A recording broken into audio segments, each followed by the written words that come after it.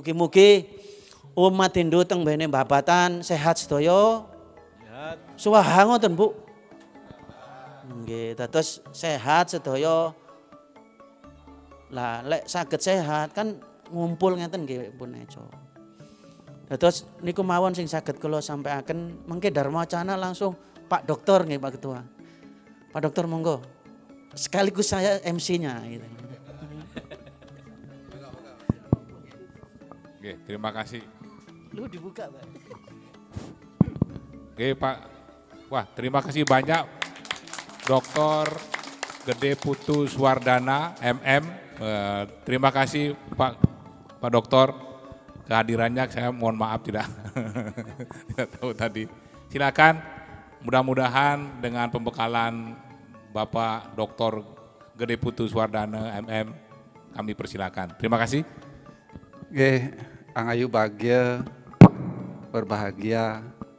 Terus terang perjalanannya ini agak lucu ya. Tadi siang dirayu sama Pak Kusno. Jam berapa tadi Pak Kusno nelpon? Jam 10. Jadi ya sudah, kalau sudah beliau yang ngajak itu saya tidak bisa nolak. Kakak senior. Yang meraga suci, para pemangku, Ida Romo, yang saya hormati, tokoh-tokoh umat, Ketua PHDI tadi saya tidak hafal satu persatu. Di belakang juga tidak kelihatan, dia juga cacak saya. Bapak Ibu umat sedharma, adik-adik, anak-anakku sekalian, terimalah sungkem panganjali saya, Om Swastiastu. Om Swastiastu. Ini ceritanya ketiban sampur ceritanya. Tadi disuruh nemenin saja sebenarnya karena beliau yang harusnya menyampaikan. Tetapi tidak apa-apa. Mudah-mudahan semoga apa yang saya sampaikan nanti akan membuat semangat serada dan bakti Bapak Ibu yang notabene dari suku Jawa Nah, suku Jawa. Tapi saya tidak berbicara saya suku Jawa, saya suku asli, tidak. Saya suku Bali, tidak. Kita berbicara aku iki lo Hindu, aku iki agama Hindu. Apa yang disampaikan oleh kakak saya tadi Pak Kusno, kehidupan kita tidak lepas dari keberadaan leluhur kita. Leluhur kita paling dekat itu ya orang tua kita, bapak dan ibu kita. Nggak bisa borong-borong berujul, dunia kan nggak ada. Harus ada orang tua sebagai mediator atau mediasi yang memberikan kesempatan kepada kita, Sang Widi memberikan kesempatan kepada kita untuk lahir ke dunia melalui orang tua kita. Kita diberi kesempatan untuk lahir adalah untuk, sekali lagi ingat ya, memperbaiki kualitas diri kita. Kalau kita sudah bagus, kalau kita sudah baik dan benar-benar tidak memiliki kekurangan atau tidak memiliki dosa, kita sudah mencapai moksa, bersatu dengan Sang Hyang Widi, bukan di sampingnya, bersatu. Sekali lagi bersatu, bukan di sampingnya tapi bersatu. Tetapi untuk mencapai moksa dan penyatuan dengan Sang Hyang Widi, kita melalui beberapa kali proses kelahiran. Beberapa kali proses kelahiran sehingga keterikatan kita dengan leluhur, sekali lagi keterikatan kita dengan leluhur itu sangat besar. Jadi mutlak, leluhur kita tidak saja orang tua loh ya, Bapak Ibu. Anak cucu kita itu leluhur kita loh. Sampai merinding tangan saya ya. Leluhur kita yang sudah meninggal duluan, yang sudah mungkin selesai atau belum selesai menikmati pahala atas karmanya ketika masih hidup, dia dilahirkan kembali menjadi anak-anak kita. Oleh karena itu jangan sampai kita menyakiti anak kita, menyia-nyiakan anak-anak kita. Karena itu adalah leluhur kita. Dan dialah yang akan mengupacarai kita. Ketika kita ngaben nanti siapa yang akan menyelesaikan kalau enggak anak kita? Oleh karena itu anak-anak kita adalah leluhur kita juga. Leluhur kita bukan saja bapak ibu kita, anak kita juga. Tapi kita kan tidak tahu siapa yang leluhur kita yang mana yang lahir, apakah yang pertama atau yang ibu ataukah yang kedua dari kakek atau dari buyut, dari kelewaran yang ke nomor 12, kita tidak tahu. Karena kita tidak tahu, ayolah kita menyayangi anak-anak kita menyayangi cucu-cucu kita. Bahwa itulah merekalah yang akan menyelesaikan proses upacara kita untuk proses pengabenan sehingga kita bisa masuk ke alam sanalah, saya katakan begitu, di mana kita akan menerima pahala atas karma-karma kita semua. Nah, Pak Kusno juga tadi menyatakan bahwa bagaimanapun luhurnya ajaran-ajaran leluhur kita itu bertanggung jawab semua. Yang kita pertahankan sekali lagi bukan wujud fisiknya, tetapi nilai dari ajaran suci leluhur itu. Kalau wujud fisik kita melihat dari segi sarana yang ada di depan kita merupakan tumpeng dan segala isinya. Ini kan bentuk fisik saja. Tetapi makna filosofi secara spiritual adalah bentuk rasa bakti kita.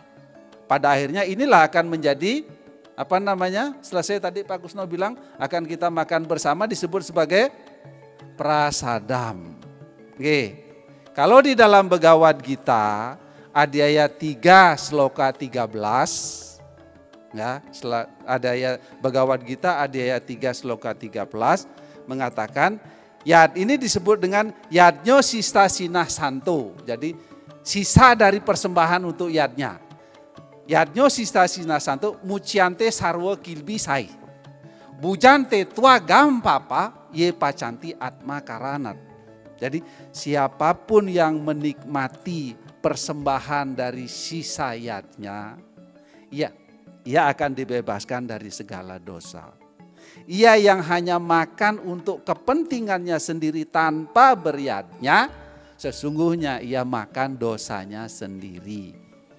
Kita kan tidak mau dong makan dosa kita sendiri. Kita ingin terbebas dari dosa. Dari dosa apa? Lupa deh kok enak dosaku hilang dengan dosa dari memperoleh makanan ini. Dalam memperoleh makanan ini Bapak Ibu melakukan pembunuhan loh, jangan lupa. Sayur lagi seger-segernya kita petik. Lu kan membunuh. Ayam je enak pelayon sampai mboke diuber ya dipateni. Itu kan membunuh. Nah, proses pembunuhan yang disebut dengan himsa ini adalah satu pantangan utama bagi kita ketika kita ingin memperoleh kesucian. Nakritwa pranimam himsa mamsam prapadiante kacit. Naca prani wadasa tasma mawad wiwarjayet. Kitab Mandu Sumerti Adhyaya 5 Sloka 48. Nakritwa tidak dapat dihindari namanya pembunuhan, himsa, untuk mendapatkan makanan. Nah, proses pembunuhan ini adalah hal yang paling utama, pantangan yang paling utama ketika kita ingin meningkatkan kesucian diri. Oleh karena itu wajib selesai kita masak, sebelum kita makan sehari-hari ini kita ngejot. Bapak Ibu harus itu dilakukan. Sampun apa sampun? Mesege, ngejot kalau di Bali bilang ngejot atau yadnya sese. Itu wajib. Itu bentuk. Mungkin ada bertanya lu, opo Sang Hyang Widi makan? Boten. Itu adalah bentuk persembahan karena kita persembahkan kepada beliau dalam bentuk sebagai ucapan rasa terima kasih kita. Semua yang kita peroleh itu kalau tidak dari Sang Hyang Widi itu tidak ada. Kalau Bhagavad Gita itu mengatakan aham sarwasyo prabawo mata sarwam prawartate itu mantam bajante mam bodebawo samanwita. Bhagavad Gita 10 sloka 8. Jadi aham sarwasyo, aku sarwasya itu semua, aku adalah asal dari semua yang ada. Aham prabawu mata sarwam prawar iti matam bodebawu sama. Ketika kita memiliki menyadari hal itu, kita akan senantiasa memusatkan rasa bakti kepada beliau. Demikian ceritanya dikatakan dalam Begawan kita. Oleh karena itu, ayo salah satu mempertahankan budaya leluhur, ayo jalankan itu. Budaya leluhur, budaya. Semua yang kita lakukan ini adalah mengikuti budaya leluhur kita. Bapak Ibu kalau ngajarin anak-anak kita ngomongnya ya apa? Mbahmu biyen jam 5 ku lho wis tangi. Itulah ajaran leluhur nggih. Lakon saiki kok jam 8 cek ngorok piye. Itu kan ajaran leluhur, itu ajaran-ajaran leluhur. Bapak biyen nek ono kalau ada orang tua lewat, bapak lewat itu nyun sewu. Lah kok saiki kowe lewat ndangak ae to Le. Nggih, itulah ajaran leluhur. Nah, biyen. Loh, itulah nilai-nilai itu ayo kita budayakan. Nggih, ayo kita lestarikan, ayo kita jalankan. Tadi Pak Gusno mengatakan di dalam kitab Manusmriti ada ayat 4 sloka 178. Yenasyo pitareyate, yeneyatah pitemaha. Tene yayat satamagam, tene gacan terisyate. Jadi hendaknya engkau mengikuti ajaran-ajaran suci dari para leluhur yang sudah diikuti oleh pitara, oleh leluhur, ajaran orang yang diikuti oleh leluhur kita, leluhur, pitara, kemudian pite orang tua kita. Ketika kita mengikuti ajaran-ajaran itu, kita tidak akan menderita. Tuh Pak Gusno tadi, kita akan menderita kok kita. Karena ajaran leluhur itu kan sudah terbukti. Leluhur kita kemarin menyebarkan ajaran agama Hindu seperti apa mereka. Terbukti. Ajaran agama Hindu tetap eksis, tetap kita pertahankan. Meskipun jumlah kita katakan di Indonesia masih minoritas, tetapi bukan minoritasnya, tapi kualitasnya. Kualitasnya itu yang penting. Bagaimana kita guyub rukun. Bagaimana kita, Bapak Ibu jangan dipersoalkan, masalah bentuk. Tadi siang juga dengan Pak Gusno saya cerita, tidak ada namanya Banten Jawa, tidak ada namanya Banten Bali, tidak ada Banten Kalimantan, ada Banten Hindu versi, Banten Hindu gaya. Banten Hindu model Jawa. Kalau kita melihat teori antropomorfisme di bahasanya rodo angel. Teori antropomorfisme nah rodo angel artinya kita memberikan sifat manusia kepada Tuhan. Itu antropomorfisme istilahnya. Bapak Ibu kita orang Surabaya nih gini. Ini misalkan Tuhan itu kita berikan sifat seperti manusia, itulah kasarannya Bapak Ibu. Bapak Ibu orang Jawa Timur senengannya masakan tradisional, masakan kesukaannya apa? Jawa Timur. Pecel mah mediun. Surabaya wes. Lontong balap. Ibu seneng lontong balap. Lu jilalah apa? Tiba-tiba ibu disuguhi makanan ayam goreng Kentucky. Lah kira-kira ibu seneng apa enggak? Iki masakan opo to? Nggih. Oponya dikek masakan model teriyaki bahasa Jepang. Wes bingung. Kasarannya begitu Sangyang Widi itu. Sangyang Widi yang ada di pura apa nama? Sitirtempul. Katakanlah Sangyang Widi yang versi Tirtempul. Apa kesukaan beliau? Ya suguhkan seperti ini. Nggih. Itu kalau kita lihat teori antropomorfisme. Padahal Sangyang Widi itu adalah nirguna. Nirguna itu enggak pengaruh. Opo ae sing awak dhewe kei Sangyang Widi ku trimo. Yad karosi yadas nasi, ya juhosi dadasi syat. Ya tapas ya si kaundeya tad kurusa madar panam. Bhagavad Gita 9 sloka 27. Apapun yang engkau lakukan yad karosi, yadas nasi apapun yang engkau makan. Ya juhosi apapun yang kau persembahkan, tapa berata apapun yang kau lakukanlah sebagai bentuk persembahan kepadaku. Boten jaluk Sangyang Widi, aku tolong kasih ono babi guling yo, enggak. Apapun Ye ya to mamprapadiante tam taiwa bajami aham mamaurama nuwartante manusia parta sarwasa. Paralel dengan sloka ini, sloka Adhyaya 4 sloka 11. Jadi dengan jalan apapun, dengan cara apapun engkau mendekati akan aku terima. Karena sesungguhnya semua jalan menuju kepadaku. Makanya ojo sampai nyalahno. Konek ngono masuk neraka ya wonten kemeruh. Sing penting dasari dengan rasa bakti. Ikuti apa yang dilakukan oleh leluhur kita. Karena itu sudah terbukti. Jangan merasa sungkan. Jangan merasa gengsi rek. Apa sih isinya persembahan ibu? Kalau tanya, kalau Banten persembahan isinya apa? Nopo Banten? Daun, bunga, buah, air, dupa. Patram puspam palam toyam. Ayo, yome baktyo prayo cati. Tad aham baktyu pakritam. Asnawi prayatat manah. Siapapun yang mempersembahkan sehelai daun, setangkai bunga, sebiji buah dan segelas air yang didasari atas rasa bakti, akan aku terima persembahan baktimu. Ya po? Tidak ada ono salah, model Jawa salah, gak ada. Itu hanya ego manusia. Artinya apa? Ayo kita bangga. Bangga dengan apa yang ada. Ini memiliki nilai. Kalau mungkin saya bahas satu malam ini nggak akan habis, tapi singkat saja. Bentuk persembahan ini memiliki 3 makna. Ini yang penting. Ini intinya. Ini disebut dengan persembahan. Sehananing bebanten pinangke ragan tetui.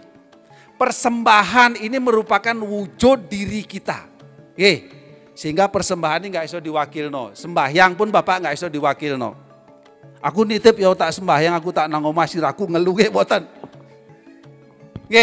Pinangke karena kita harus hadir. Kita harus menyampaikan apa yang kita inginkan. Karena pinangke ragan tutui. Kan akhirnya kan dibuat seindah mungkin. Sama dengan Bapak Ibu kita masih muda dulu. Nek ketemu pacar mau maca, bengesan.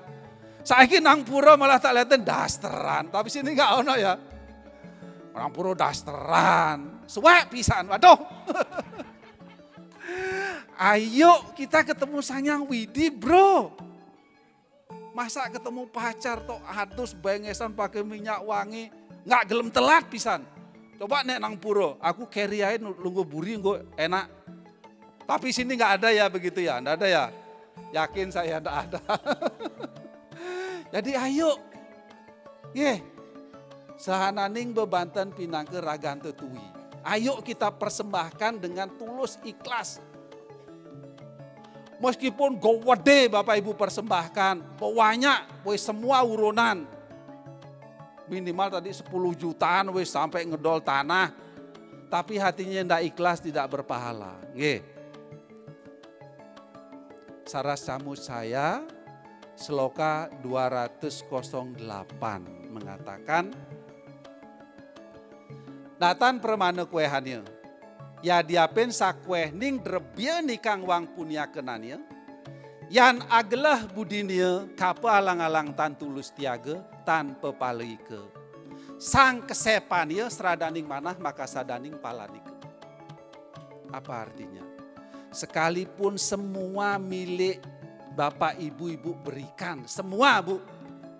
Tidak ada yang nyisa di rumah semua. Yan agelah budinya ketika hatinya ragu-ragu, kapu alang-alang tan tulus tiaga, tidak tulus ikhlas, persembahan Bapak Ibu tidak berpahala. Sang kesepannya seradaning manah maka sadaning palanike. Kuncinya ketulusan hati yang membuat persembahan Bapak Ibu berpahala. Selama ini kita melihat persembahan pemberian itu kan, nek nggak ngasih duit, yo nggak memberi kan ngatan ge. Ono sing punya duit bendino deng ayah nang pura lewat nggak ono sing reken. Napa nge? Ini realita loh. Maksud saya ayo kita berpikir sekarang bahwa pemberian itu tidak hanya uang saja.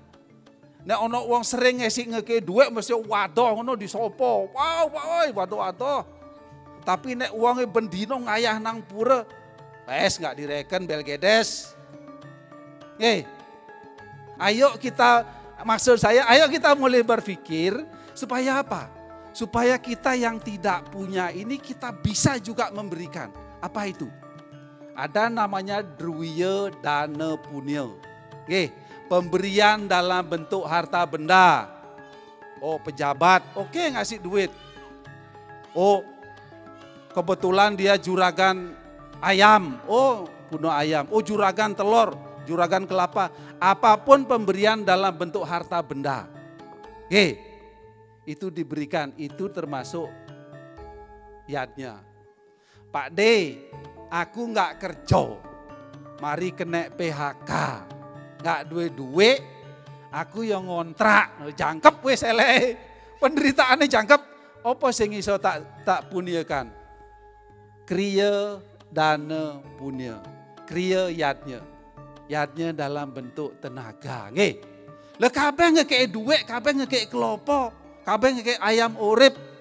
Lah untuk yadnya ya apa selesai ngayah, nggak ada makanan, nggak ada yang ngayah. Harus ada yang ngayah. Masak, tapi udah masang janur, bikin penyor, itu kan tenaga. Jangan khawatir, tenaga ayo kita berikan, tenaga ayo kita persembahkan. Lono mana? Pak D aku wis tuwek, wis sepuh, umur wis 27. Wong melaku wae nyeret gawe tongkat ya opo. Ada namanya jenana dana punya, pemberian dalam bentuk nasihat. Nuturi.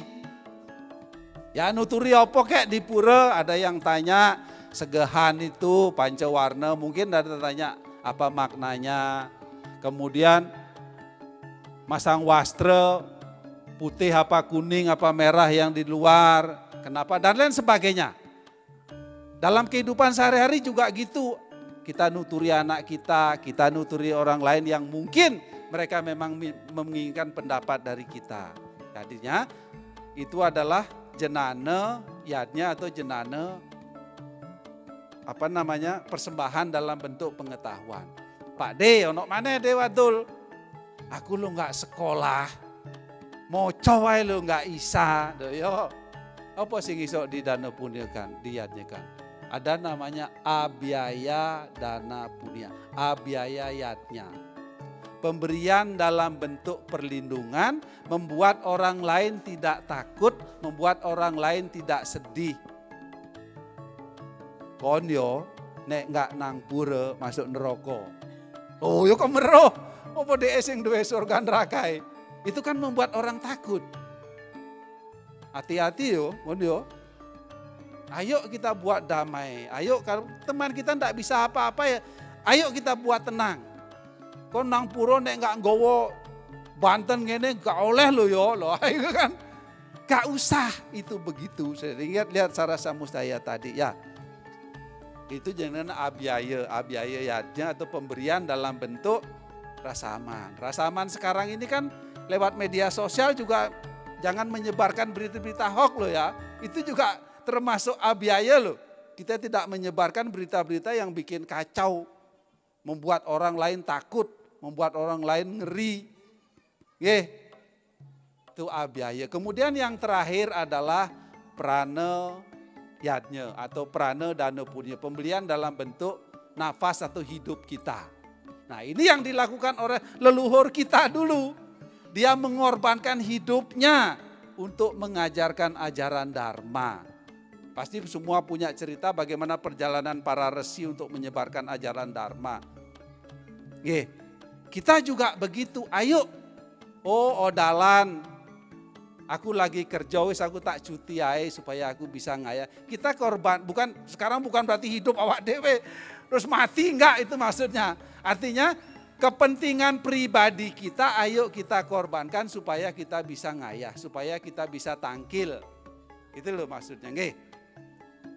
Nah, kemudian sehananing bebanten pinangke ande buana. Jadi persembahan ini merupakan wujud dari alam semesta. Artinya apa? kita harus memelihara alam semesta ini. Oke, untuk sembahyang tadi kita butuh bunga, kita butuh buah, ya kita ayo pelihara, ayo kita menanam itu. Demikian juga alam semesta yang lain, kita tidak sembarangan nebang pohon, kita tidak sembarangan buang sampah. Itu bagian dari budaya leluhur kita. Coba leluhur kita dulu pernah nggak dia mengalami dibilangnya polusi zaman dulu?